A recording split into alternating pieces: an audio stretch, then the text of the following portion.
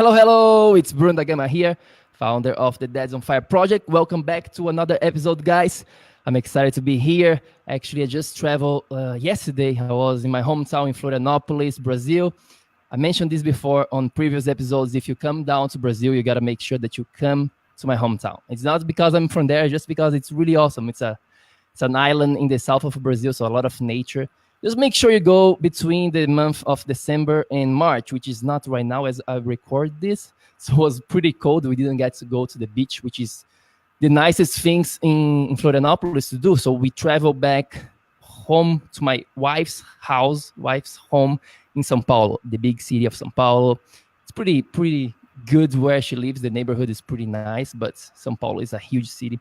Too much traffic. And my daughter Moana, we had to wake her up around 4 a.m. So it was a little weird for her the whole day. Yesterday she was just fussy, could not sleep really well and just get the new rhythm. And it's funny, she's 6 months and a half right now. And to see every time she goes into a new environment, she's learning everything. And now she came back to this house and was just recognizing everything back. And she was away for a month, and now she's already oh my God, where I am. She's just rediscovering everything.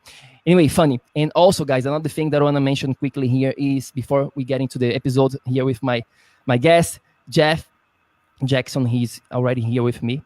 So we created 3 weeks ago, probably, a Facebook group special dedicated for dads over 30 only, okay?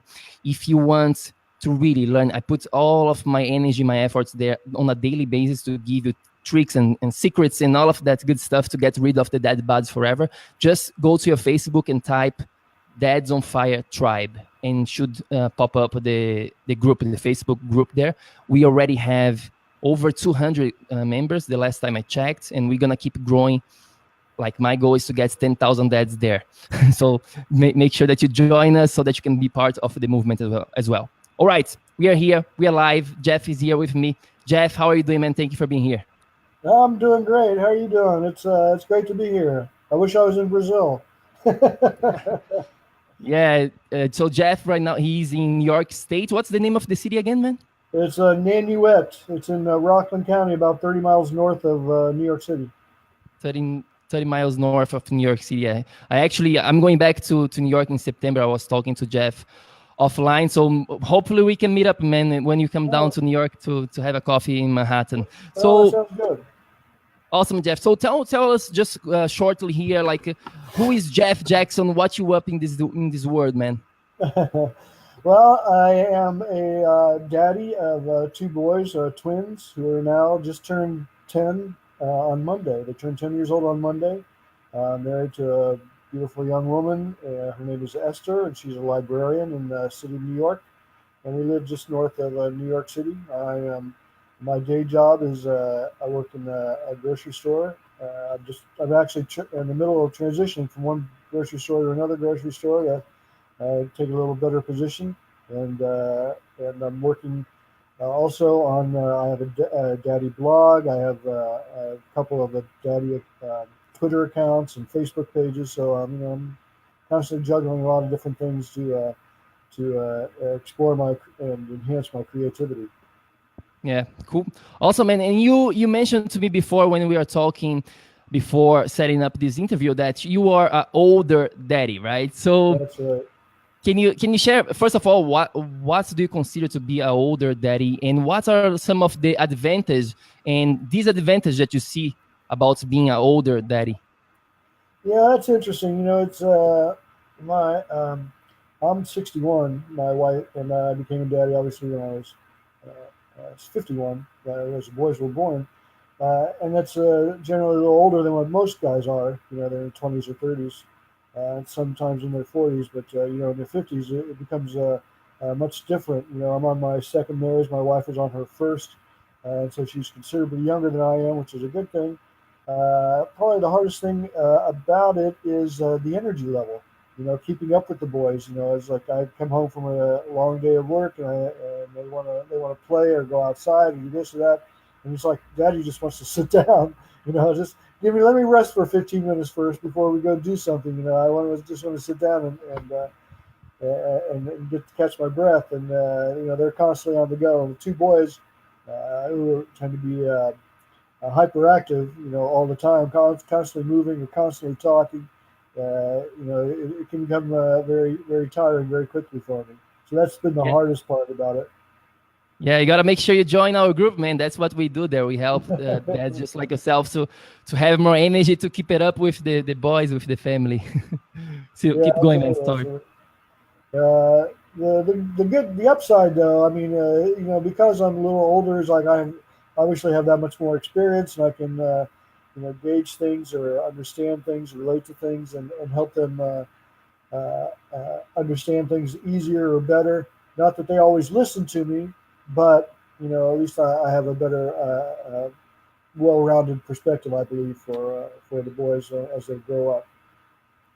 Yeah, awesome, man. So here inside of the Dads on Fire show, the Dads on Fire project, really, my mission is to help 10,000 dads to live what I call this Dads on Fire life, which of course it starts with our health. That's our main focus, but we don't stop there. We want to have better relationship. We want to be happier. We want to have purpose. We want to have our career, everything. Really, that's what for us Dads on Fire life means. So what is your take, your formula, let's put it this way, to become a better dad on a regular basis? What would you like to share with us, some of your own tips and secrets, let's put this way, to become a better dad? Yeah, that's a good question. It's I always wanted to become a better dad. And guess the first step would be awareness. Is like, what am I doing, and what is working, and what is not working. And you don't always get the immediate or constant feedback from your kids, other than okay or no or whatever. So it's hard to see a long term feedback loop on how you're doing. But you want to constantly be aware of what am I doing, to become a better dad, and what is working and what is not working for me. Um, uh, and I guess I constantly gauge myself against my dad, who I thought was a pretty good dad. He used to say to me, I'm doing the best I can, and I realize that, and I understand that, and appreciate it. I'm not, hateful or hurtful against him for anything he did. He did the best he could. I understand that, and I guess that's what I try to bring too. Is that I want to be down to earth and genuine and in the moment with my boys, constantly aware of what's going on. And that requires a lot of energy, and it's constantly tiring. But I think ultimately it will pay off in the long run, and in the short run too, because I believe that they will base their actions on what they see from me, how I relate to people, how I relate to certain circumstances or whatever. So it's a constant feedback loop as to how you're doing, and constantly being aware of that with your kids. I think that's the key to becoming a better dad. Yeah, awesome, man. So Jeff, I was actually listening. I don't know if you are familiar with the work of Dr. Wayne Dyer, who unfortunately passed away a few years ago. But I still listen to him quite a lot. And on this particular episode, he was talking about it's our. He put like the words that he said was like kind of like this. I'm gonna try to quote him. It's our duty to understand that after he said 4 years of age, and your boys are already 10, right? 11? Right. 10. 10, right? So 10. he said on this episode that's our duty after 4 to let our kids kind of like go on their own almost. Of course, they are super young they cannot go on their own, but in terms of planting the seeds about what they're going to be striving for their life, like in terms of their purpose or their mission, whatever we want to call it. He says that during 0 to 4, pretty much the kid is already forming that mission, that vision for his future, and it's our duty just to let him go without forcing. That's what he was trying to say, I believe. And he has 8 kids, and he says that he never really told them what they should be doing. So what do you think? You have twin boys and they're already 10. how do we, because it's hard to really like, okay, 4 years old, you do what you want, but so how do you see this Wayne Dyer advice? Oh yeah, I agree with him 100%. I was a big fan of Wayne Dyer too. Um, and that's extremely important. I can't go back and change the first 4 years of their life at this point right now. But I was trying to be aware that at that time that the formative years of their lives are the first 4 years, knowing that they will be carrying with them the rest of their lives how they were treated and how they acted in the first 4 years. One of the hardest things about being a daddy is letting go, which is what Dr. Dyer was alluding to. You have to be able to let your kids go so they can explore on their own and create on their own, their own lives, because now they have a set, they're developing their own mindset and life around what they're seeing and believing. Yeah. The hardest part about that is, as you let them go, is that obviously they're going to fall, they're going to make mistakes and whatever, and you have to let them do that so that they can make the corrections to adjust their lives so they can be the person that they want to become. And that's really hard, because how do you let someone go make that is going to go make a mistake, go make that mistake? But you have to let them do that because that's how they learn. I can't do things for them. It's like Mm. I can, and homework is a good example of that. You know, uh, I could easily do their homework for them, but they wouldn't learn anything. And Yeah. so you have to let them do their homework and make their mistakes and whatever, and take the tests, and like I said, make mistakes and do whatever, because that's the only way that they can ultimately have their own feedback loop to how they're doing and how they can grow and change, become the person that they want to become. Yeah. I don't know who said that, but there is a quote that goes more or less like this, like, give me a kid from 0 to 7 and I'm gonna give him the world, pretty much. Like, in we as parents, I believe that most of us, we don't really realize the importance of the first, like you said, 0 to 4. But I would even expand a little more into 0 to 7. The importance of forming the subconscious mind of these kids, and really almost all the fears, all the courage, everything in terms of a subconscious mind, because the subconscious mind really, guys, is what drives you. 95% of all of the actions right now that you have in your life right now, it's driven by your subconscious minds. And we think that, oh no, just let me think about this and I'm going to be actually doing. No, you're not going to be, unless you address the subconscious mind, which is a different episode. We're not going to be getting into this right now. It's a very broad topic, but the importance of having this 0 to 7, giving this good environment for the kids to shape his subconscious mind, I believe, is extremely, extremely important. What do you think about this, Jeff? Well, I agree. Uh, as I've been mentioning, the 0 to 4 to 0 to 7, the early childhood development is how they form their whole perceptions. That's how I formed my perceptions as a kid, from 0 to 7. I don't always remember them, but you get a feeling for how things were, and that's what you act on. Um, the other thing I wanted to bring in is that, the partnership with your wife. It's extremely important that you both work together and have this be on the same page, such as it is. Not that you agree on everything, but you can work things out. And how you relate to your wife or your partner is extremely important, because that's how they will relate to their partners the rest of their lives, and how they review relationships the rest of their lives. Um, Yeah. and that's just one example, but it's everything. And I don't want to do everything for them, but it's awful hard to let go, to let them do things for themselves, knowing that they could possibly fail or make mistakes. But that's the only way they're going to learn, and that's the only way I learned. And ultimately, you want to give them that independence, because that's how they grow. Yeah. So, Jeff, what has been one of the biggest surprise so far during these last 10 years of your life about having a twin boys? Well, and everything's about has been a surprise. You don't know what parenting's like until you actually get into it. Uh, a couple of surprises. One of them is how often they say no. You know, you think when you before you become a parent, you think, oh, it's going to be hard. I have to follow the kids around and do whatever. But you don't realize that when you tell a kid to do something, or you try to give them, okay, do it this way, and they say no, I don't want to do it that way, and it's like, then what do you do? It's like, why are they saying no to me? But also, you have to be able to let go of that too, and say, okay, you can do it this way, or do it this, or do that, or this, or whatever, and do it your own way, but it still has to get done. And ultimately, and that fits into everything we've been talking about.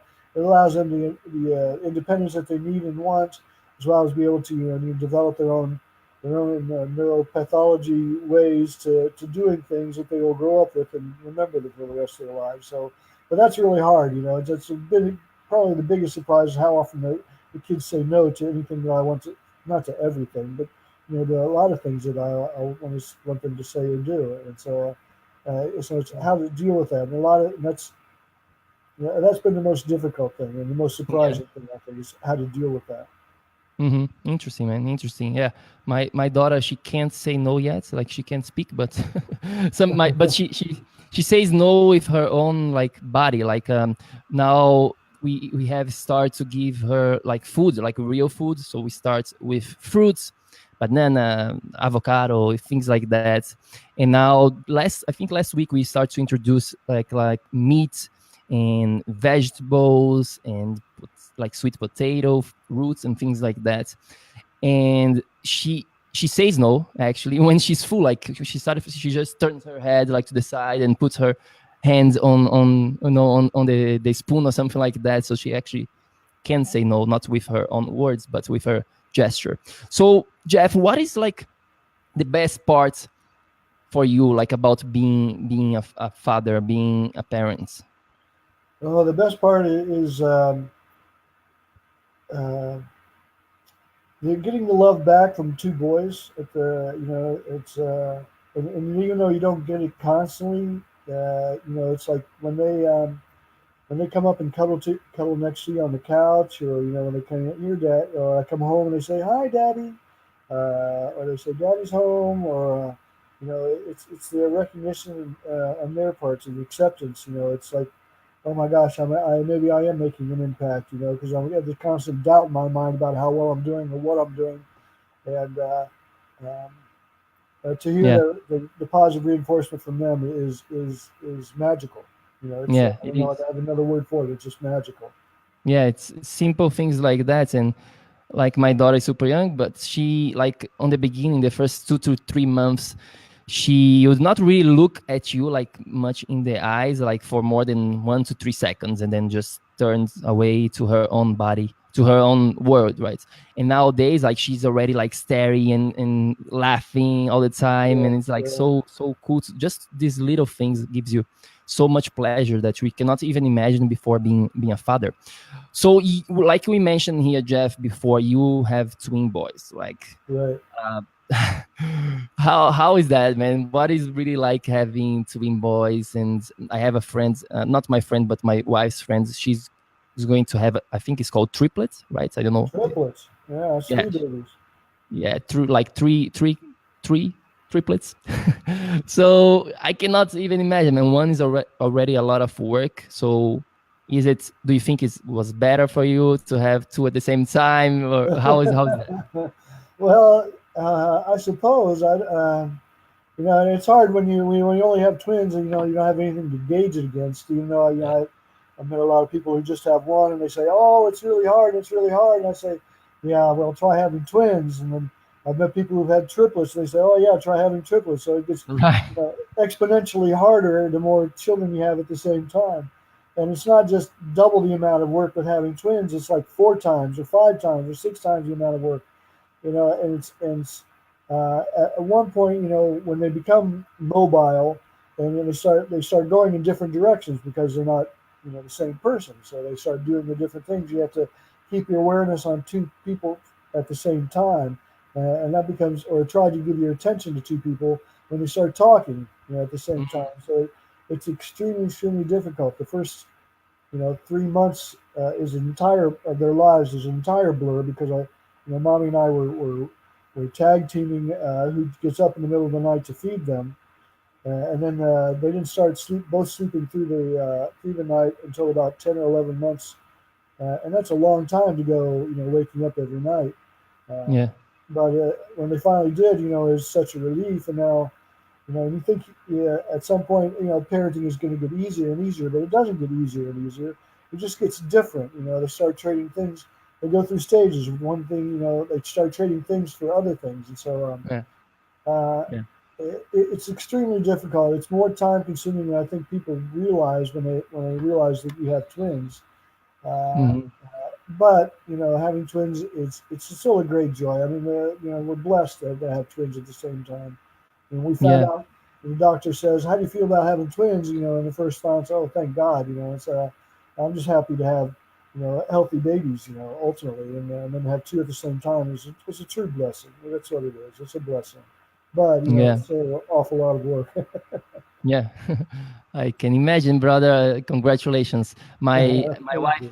she wanted to have twins. Like when we found out she was pregnant, she's like, "Oh, I hope it's twins." So it's we just because we want to have two. So she was like, "Okay, let's get it done like sooner, sooner than later all together." But it didn't happen. So I don't know. Yeah, still, I was talking to her last week about this next baby kind of thing, but we like that. Uh, Let's wait a little bit and until she recovers fully. Like we want to give her break for her body to heal and to give a little more time, so that we can have the best pregnancy again, if that's what we decide to do, if that's what actually is going to happen. God wants to right, happen right. this. So how do you handle, man, all this attention? Of course you have, like you mentioned a little bit about all the attention that two kids need at the same time, at the same age, but not just that, not just the attention from the kids, but also the attention from your wife, from your job, from writing. You are Yeah. doing different things, from living a life, from having fun, from taking care of yourself. How do you handle time for all of that? That's an amazing question. Yes, that's all difficult, and you really have to schedule time. And I'll schedule. I want to do, and I have things to do around the house. And I want to get those projects done. And you really have to schedule the time to do that. And I'll spend an hour here, or I'll spend 2 hours here, or I'll give the time to this child first and that child first. And you really have to be open, especially with the children or with your spouse or partner. This is what I'm going to be doing now. Like I had to do that this morning to be able to talk with you because the wife is happened to be home today and the kids are home today. It's like, okay, this is the time I'm going to be spending with you. I have to make sure that they have their times together, and it's about open communication all the time. Okay, this is what I'm going to do. This is what I'm going to do. Then and constant negotiations. Okay, well, this really needs to go. I'm prioritizing. This needs to go first, or this needs to go second, or I really need to do this or that or the other thing, and it's constant. And I still have to have fun in the process, as you mentioned. Uh, and you have to realize that there has to be some flexibility in the process. As I wanted to get everything done, and that's all good, but I got to have fun in the process and be with them, and it's a constant juggling act. One way to look at it, it's a constant juggling act. But you Yeah, have to be open to definitely. people. You have to be genuine and say, okay, well, I need to do this because this is what I feel I have to do, and then they'll say, oh, well, what about this? And then you negotiate different things, and so Yeah. that's just the way it is. I think it's much harder these days because there's more opportunities to do things, more media or entertainment outlets these days than there used to be. When I was a kid, there we didn't have the internet or or cell phones Hmm. or video Yeah, games or anything, absolutely. and so it was just um, and we didn't have the constant connection with the outside world that we have today. And so, you sometimes have to limit, some things so you can gain more opportunities in other things. You have to limit your electronic involvement so you can spend more time with your family. And I think that's one thing that somehow the world needs to start, refocusing on. Being able to spend more time with your loved ones than online with strangers.